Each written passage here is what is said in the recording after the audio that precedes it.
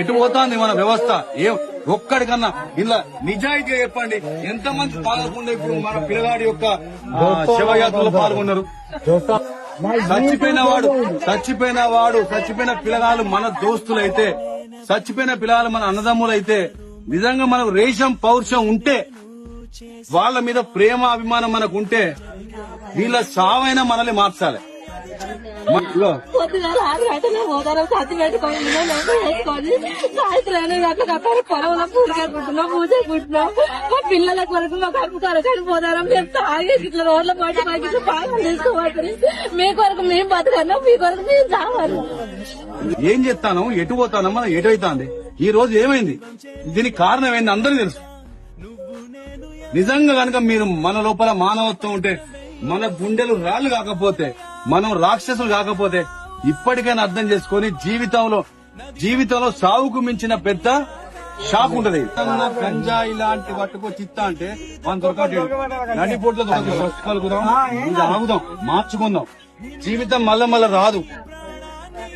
జీవితం మళ్ళా రాదు. మన ఊరి పిల్లగాడు నిన్నటి దాకా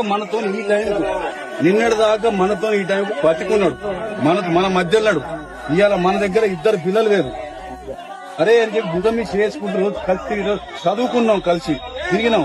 ఇవాళ మనిషి వేయండి. తల్లిని నేను కష్టపడి 500,000 రూపాయలు నేను కూలి కైకిలు చేసుకొచ్చుకొని మీకు తిండి పెడితే మీరు మాకు కడుపు కోత మిగులుస్తానంటారు. మీ అందరు కొడుకులు తనకు పుట్టినా తాగుడే, సచ్చినా తాగుడే, ఎవడో గెలిచినా తాగుడే, ఎవడో ఓడిపోతే తాగుడే, ఎటు చేసి తాగుడు. దాని తోడు గంజాయిలు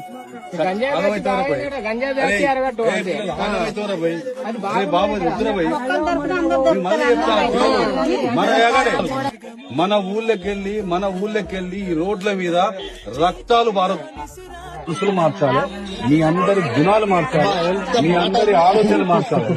ఇవాళ మీరందరూ ఆయన కొడుకులు కావాలి.